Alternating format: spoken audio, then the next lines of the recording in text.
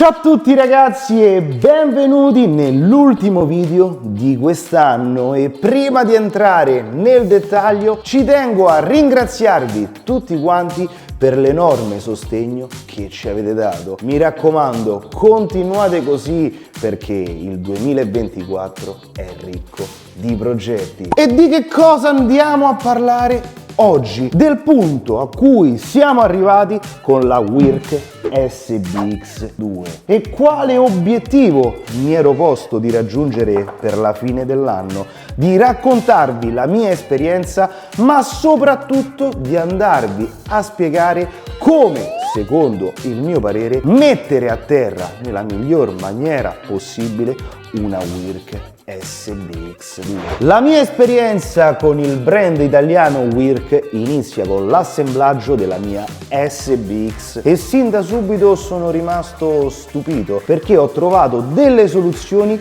che a oggi non troviamo neanche in dei modelli di brand affermati, di brand che sono sul mercato da tantissimi anni. WIRC è un'azienda giovane, in continua espansione, in continua evoluzione, quindi lavorano in maniera costante per migliorare e rendere sempre più performanti i loro modelli. E voi lo sapete, a noi ci piace provare le cose come mamma le ha fatte, quindi completamente originale la portiamo in gara ed è successo tutto quello che non mi aspettavo. Un modello veramente veloce, un modello veramente performante, con cui ho trovato subito un'enorme confidenza. Ok, la prima gara è stata effettuata sul nostro tracciato di casa, però la performance è stata veramente importante. Pole position, siamo andati vicino alla vittoria, ma dovevamo ancora conoscere meglio questo modello. Quindi ci siamo accontentati del secondo posto. Seconda gara e ci troviamo in un circuito con un fondo veramente sconnesso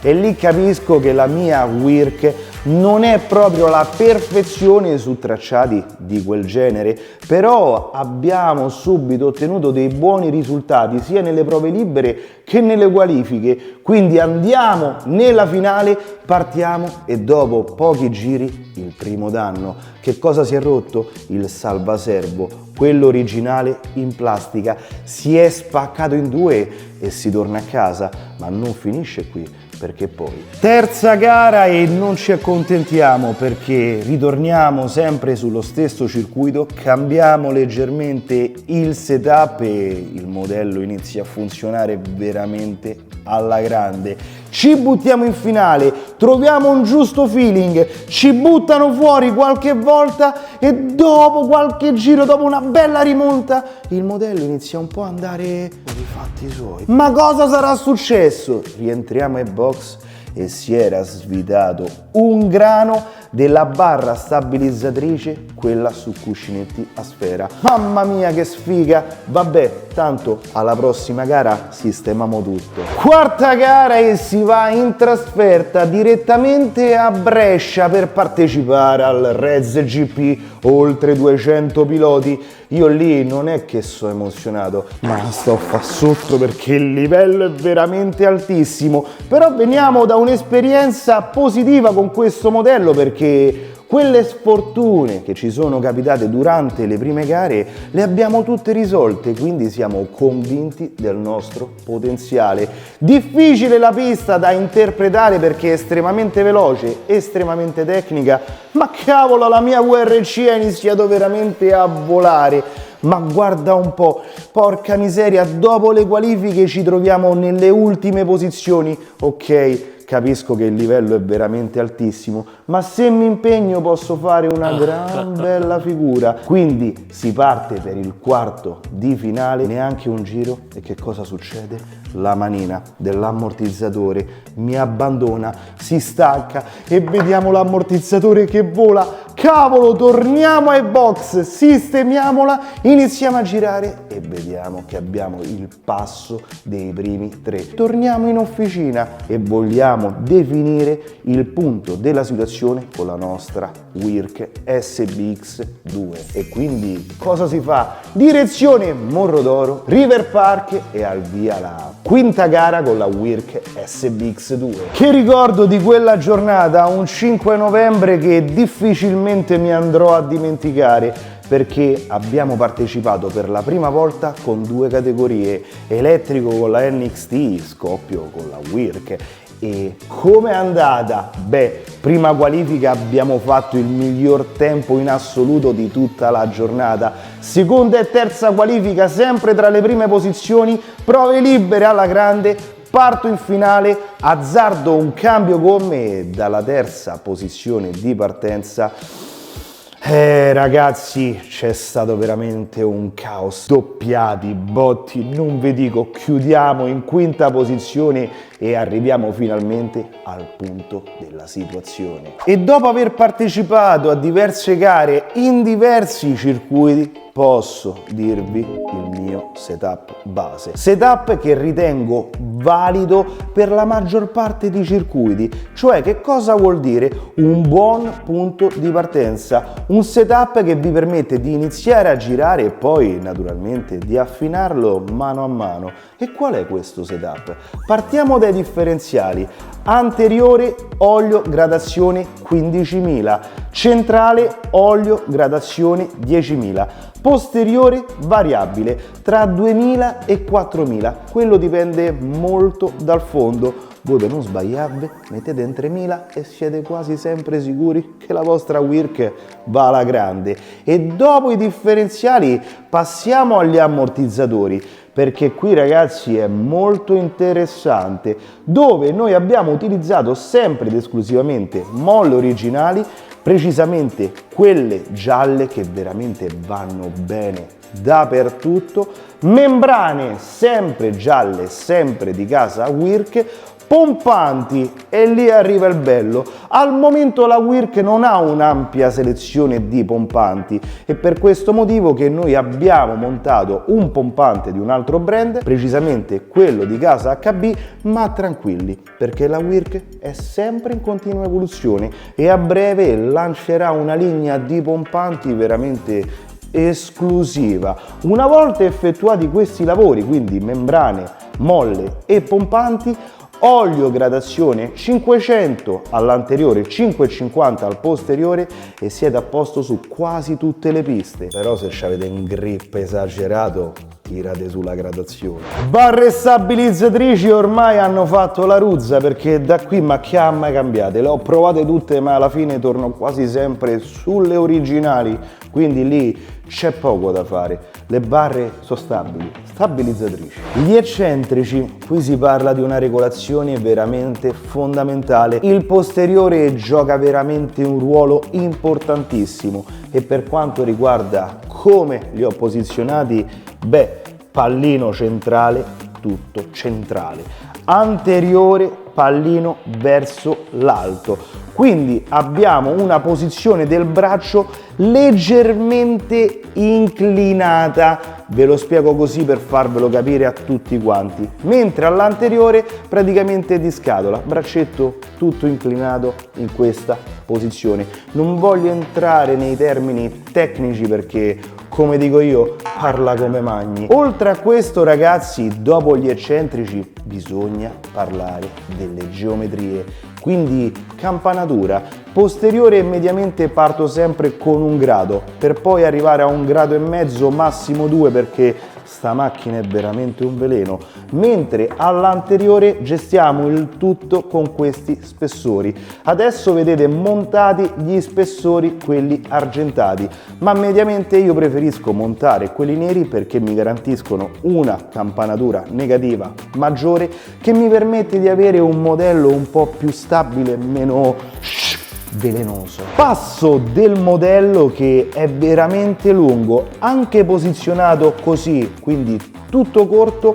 Questo modello ha un passo più lungo rispetto alla sua concorrenza, quindi ragazzi non c'è scelta, passo tutto corto, non vi sbagliate mai. Altezze drop: all'anteriore il drop arriva fino a 106 mm, al posteriore 120, e per quanto riguarda le altezze da terra mediamente 24 all'anteriore e 28 al posteriore. Ma adesso ragazzi, oltre a avervi spiegato queste cose basilari ci tengo a dirvi quali optional, secondo il mio parere, sono fondamentali per avere tra le mani un modello veloce ma soprattutto facile da guidare. E quali sono? Prima di tutto trascinatori ruota. Se volete avere un modello molto calmo, questo +2 fa il vostro caso. Al posteriore potete giocare tra +1 e +2. Questo dipende da come volete il modello, perché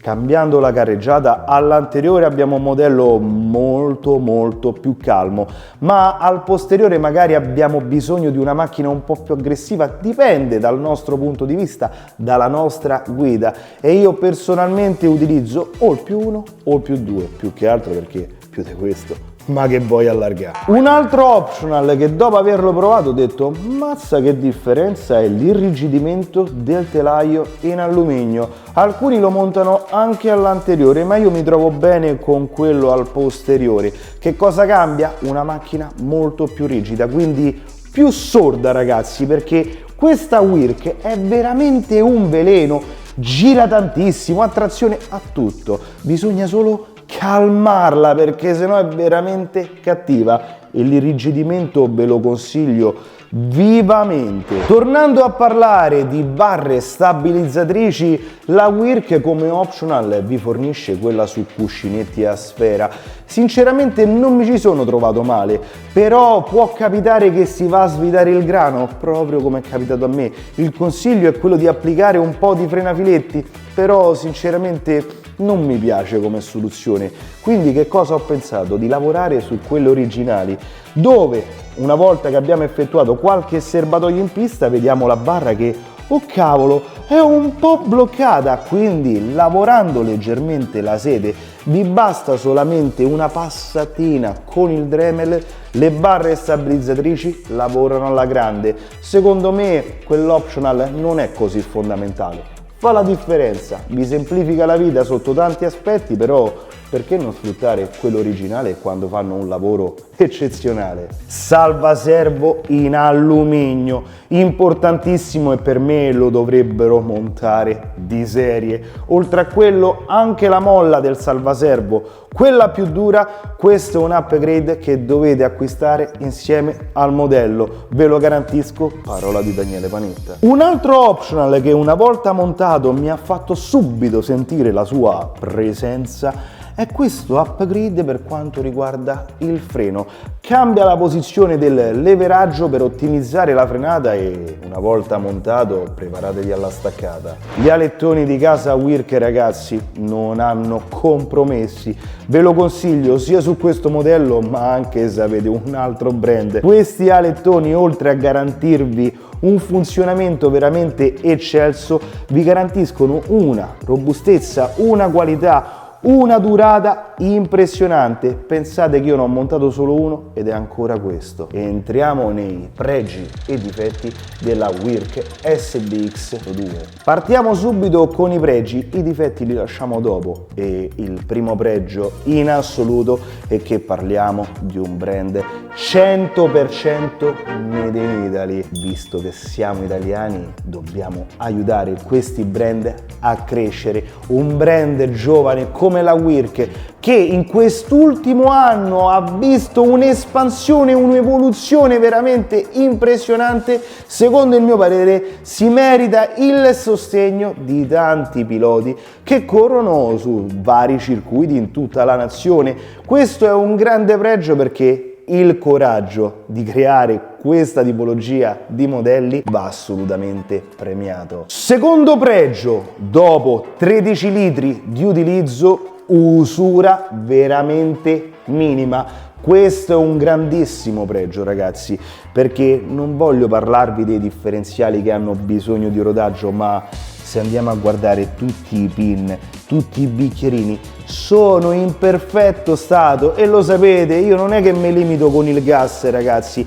Tutte le parti in metallo sono praticamente nuove. Guardate il telaio, è praticamente perfetto.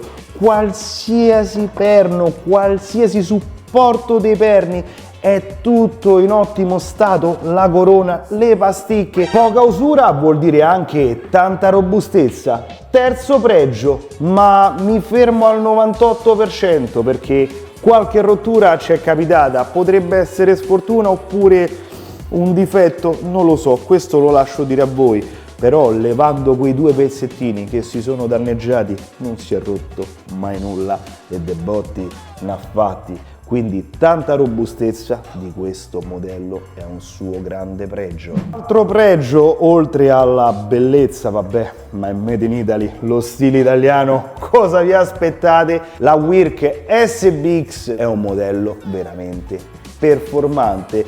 Certo, in alcuni casi potrete dire: oh mamma mia, come gira, oh mamma mia, come traziona, oh mamma mia, come è nervosa. Ma voi volete avere un modello veramente performante? Vi dovete adeguare, dovete saper settare un modello per le vostre dita. Lei è sempre pronta a offrirvi di più e, come al solito, arrivare sul gradino più alto del podio non dipende dal vostro modello, dipende dal vostro dito.